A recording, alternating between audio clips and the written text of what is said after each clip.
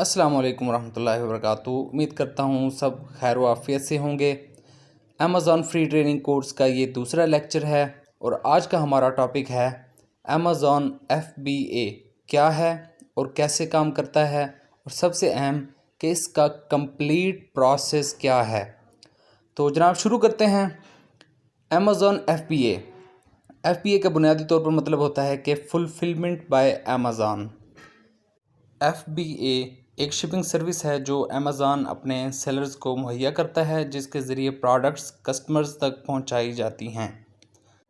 और आसान अल्फाज में इसको इस तरह कहेंगे कि ये एक सहूलत है जो कि अमेज़ॉन उन लोगों को देता है जो लोग अमेज़ॉन पर अपनी प्रोडक्ट्स बेचते हैं, ताकि उनका काम आसान हो। मिसाल के तौर पर मैं अमेज़ॉन पर टी शर्ट्स बेचता हूँ। मैं क्या करूँगा कि जब भी ऑर्डर आएगा टी शर्ट का, मैं एक टी शर्ट पैक करूँगा और कस्टमर को भेज दूँगा। फिर दूसरा ऑर्डर आएगा, फिर पैक करूँगा, फिर कस्टमर को भेज दूँगा। लेकिन अमेज़ॉन क्या कहता है कि आपकी ये जो परेशानी है कि आपने ऑर्डर पैक करना है, आगे भेजना है, अगर कोई रिटर्न आता है तो आपने वापस रिसीव करना है, मैं आपकी ये परेशानी हल कर देता हूँ। मैं क्या करूँगा कि आपने मुझे 1000-1500 टी शर्ट्स इकट्ठी भेज देनी है। मैं उन्हें अपने पास स्टोर करूँगा और जब भी आपका कोई ऑर्डर आएगा मैं उसे खुद पैक करूँगा, खुद कस्टमर तक पहुँचाऊँगा। और अगर कस्टमर उसे पसंद नहीं करता, कोई रिटर्न आता है, तो वो भी मैं खुद ही डील करूँगा। इसके बदले में आपने मुझे थोड़ी सी फ़ीस देनी है। तो इस बात से उम्मीद है कि आपको अंदाज़ा हो गया होगा कि अमेज़ॉन की FBA सर्विस क्या चीज़ है। तो अब हम अहम टॉपिक की तरफ आते हैं कि अमेज़ॉन का तरीक़ाकार, यानी कि अमेज़ॉन FBA का कंप्लीट प्रोसेस क्या है। तो अगर हम प्रोसेस की बात करें तो अमेज़ॉन का प्रोसेस 9 स्टेप्स में होता है। पहले 4 स्टेप सेलर, यानी कि वो बंदा जो अमेज़ॉन पर चीज़ें बेचता है, वो कंप्लीट करता है, और बाकी के 5 स्टेप अमेज़ॉन खुद कंप्लीट करता है। अब हम बारी बारी इन सारे स्टेप्स को समझेंगे।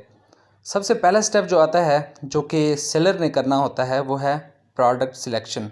यानी कि आपने एक प्रोडक्ट हंट करनी है, अपना पूरा वर्क उस पर करना है, उसके बाद आपने उसे सिलेक्ट कर लेना है। तो ये पहला जो है एक स्टेप होता है प्रोडक्ट सिलेक्शन का। जब आपकी सिलेक्शन कंप्लीट हो जाती है, प्रोडक्ट फाइनल कर लेते हैं, उसके बाद दूसरा स्टेप आता है। तो दूसरा जो स्टेप है वो है प्रोडक्ट लिस्टिंग का। यानी कि आप अपनी प्रोडक्ट अमेज़ॉन पर अपलोड करते हैं, और अमेज़ॉन की टर्म में प्रोडक्ट अपलोड करने को अपनी अशिया की तस्वीरें और डिटेल अमेज़ॉन पर डालने को प्रोडक्ट लिस्टिंग कहते हैं। तो दूसरा जो इसका प्रोसेस है वो है प्रोडक्ट लिस्टिंग का। तो जब आप प्रोडक्ट लिस्ट करते हैं, वो एक डमी लिस्ट होती है।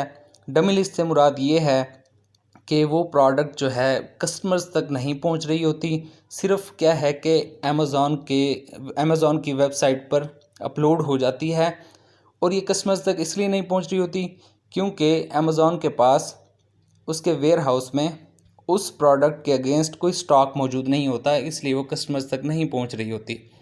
लेकिन आपकी प्रोडक्ट अपलोड हो जाती है, आपकी प्रोडक्ट लिस्ट हो जाती है। जब आप स्टॉक वहाँ पे भेजते हैं, जब स्टॉक रिसीव हो जाता है, तो प्रोडक्ट आपकी लाइव हो जाती है। तो प्रोडक्ट लिस्टिंग के बाद जो तीसरा स्टेप होता है वो है इन्वेंट्री की तैयारी। जब आप प्रोडक्ट लिस्ट करते हैं, अमेज़ॉन आपसे पूछता है कि आप कितने पीसेस भेज रहे हैं, तो आप उसे बताते हैं कि इतने पीसेस हैं। वो पूछता है कि ये सारे पीसेस क्या एक ही डब्बे में आप भेज रहे हैं, या फिर आपने इन्हें अलग-अलग डब्बों में पैक किया है। तो आप उसे कह देते हैं कि मैंने 4 या 5 डब्बों में, जितने भी आप कहें, उसे बताते हैं कि मैंने इतने डब्बों में इसे पैक किया है। तो वो क्या करता है कि आपको बार कोड भेजता है, हर एक प्रोडक्ट के लिए अलग-अलग। तो आपने क्या करना होता है कि एक एक बार कोड सारे प्रोडक्ट्स पे लगा देना होता है। उसके बाद जितने डब्बे आप पैक कर रहे होते हैं, वो उतने डब्बों के लिए भी बार कोड भेजता है। वो आपने बार कोड आपने डब्बों पे लगाने होते हैं। डब्बों में लगाने के बाद आपकी इन्वेंट्री तैयार हो जाती है, यानी कि तीसरा स्टेप आपका मुकम्मल हो जाता है, जो कि इन्वेंट्री की तैयारी का है। जब आपकी इन्वेंट्री तैयार हो जाती है, फिर होता है चौथा स्टेप। चौथे स्टेप से पहले मैं आपको एक चीज़ वाज़ेह कर दूं कि ये जो बार कोड होते हैं, इनमें मतलब डिजिटली इंफॉर्मेशन स्टोर होती है, जो कि जब हम चीज़ अमेज़ॉन को भेजते हैं तो अमेज़ॉन उसे स्कैन करता है, तो उसे पता लग जाता है कि ये किस सेलर की है, किसने भेजी है, कहाँ रखवानी है, किस कैटेगरी की है। यानी कि सारी की सारी इन्फॉर्मेशन उस बार कोड में मौजूद होती है। तो अमेज़ॉन के वेयर हाउस में जब आपकी प्रोडक्ट पहुंचती है तो उसे स्कैन करता है, तो उसे सारी इन्फॉर्मेशन मिल जाती है। उसके अलावा जब हम इसे भेजते हैं, मतलब शिप करते हैं अमेज़ॉन के वेयर हाउस में, तो रास्ते में एयरपोर्ट पे तब भी वहाँ पे चेक करने के लिए आपका ये बार कोड ही इस्तेमाल होता है, इसमें मौजूद इन्फॉर्मेशन को ही इस्तेमाल किया जाता है। इसके बाद जनाब चौथा स्टेप आता है कि शिप टू वेयर हाउस, सामान वेयर हाउस भेजना। तो आप क्या करते हैं, अमेज़ॉन को कहते हैं कि मेरा सामान तैयार है और मैंने आपको भेजना है। वो आपको एड्रेस भेज देता है कि भाई ये एड्रेस है मेरे वेयर हाउस का, मेरे गोदाम का, आपने क्या करना है कि यहाँ पे भेज देना है। और जो भी आप सर्विस इस्तेमाल कर रहे हो भेजने की, बाय एयर या बाय शिप, उसके ज़रिए आप उस एड्रेस पर सामान भेज देते हैं। उसके बाद आपका जो काम था वो यहाँ पर कंप्लीट हो जाता है। उसके बाद काम शुरू होता है अमेज़ॉन का। जब सामान वहाँ पर पहुँच जाता है तो पांचवा स्टेप होता है कि सामान खोलना और स्टोर करना। अमेज़ॉन आपका सामान खोलता है, उसके बारकोड स्कैन करता है और बारकोड में जो इन्फॉर्मेशन होती है उसके हिसाब से आपका सामान अपने पास स्टोर कर लेता है।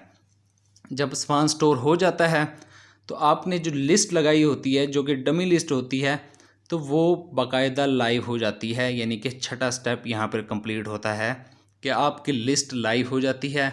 आपने जो प्रोडक्ट अपलोड की होती है वो अब कस्टमर्स तक पहुँचना शुरू हो जाती है। जैसे ही वो कस्टमर्स तक पहुँचना शुरू होती है तो ज़ाहिर सी बात है ऑर्डर भी आना शुरू हो जाते हैं। और जब ऑर्डर आते हैं तो कस्टमर अपना अमेज़ॉन क्या करता है, सातवां स्टेप करता है। सातवें स्टेप में क्या है, ऑर्डर की तैयारी और पैकिंग। जैसे ही कोई बंदा ऑर्डर करता है अमेज़ॉन को पता लग जाता है फ़ौरन।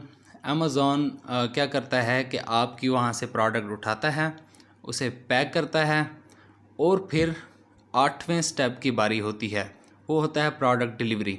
वो अपने ही डिलीवरी सिस्टम के ज़रिए प्रोडक्ट को कस्टमर तक बिल्कुल सही तरीके से पहुंचाता है अपनी मुकम्मल ज़िम्मेदारी के साथ। तो यहाँ पर आपकी प्रोडक्ट कस्टमर तक पहुंच गई। आप भले रात को सो रहे हैं तो उससे भी कोई फ़र्क नहीं पड़ता, ये सारी की सारी टेंशन अमेज़ॉन ख़ुद बर्दाश्त कर रहा है। उसके बाद जो नौवां और आखिरी स्टेप होता है वो होता है कस्टमर सर्विस का।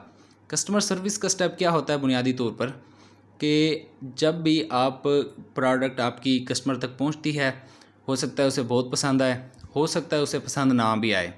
तो जब किसी कस्टमर को आपकी प्रोडक्ट पसंद नहीं आती तो वो क्या करता है, उसे अमेज़ॉन कहता है भाई ये मैंने नहीं लेनी, ये वापस ले जाओ। तो अमेज़ॉन आपके लिए ये काम भी करता है, यानी कि आपको कस्टमर सर्विस भी देता है कि अगर प्रोडक्ट कस्टमर को पसंद नहीं आती तो वो कस्टमर के घर से प्रोडक्ट उठाएगा, वापस आके वेयर हाउस में रख देगा। तो ये सारी की सारी जो सर्विस है इसे कहते हैं अमेज़ॉन FBA। उम्मीद है आपको अच्छे से अंदाज़ा हो चुका होगा कि अमेज़ॉन FBA क्या चीज़ है और किस तरह से काम करती है। अब यहाँ पर आपके ज़हन में एक बात आ रही होगी कि अमेज़ॉन FBA की कितनी फ़ीस चार्ज करता है। तो ये फ़ीस जो है वेरी करती है, आपकी प्रोडक्ट किस कैटेगरी की है, आपकी प्रोडक्ट किस किस्म की है, आपकी प्रोडक्ट का वज़न कितना है, आपकी प्रोडक्ट की डायमेंशंस यानी कि लंबाई चौड़ाई और ऊंचाई कितनी है, यानी कि उसका साइज़ कितना है। तो ये मुख्तलिफ़ प्रोडक्ट्स के हिसाब से मुख्तलिफ़ फ़ीसेस होती हैं।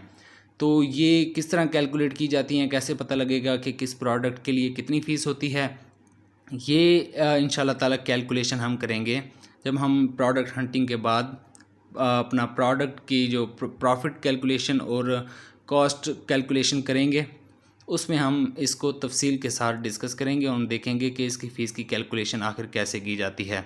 तो उम्मीद करता हूँ आपको वीडियो पसंद आई होगी। तो इंशाल्लाह ताला हमारी मुलाकात होगी अगली वीडियो में। तब तक के लिए अल्लाह हाफ़िज़।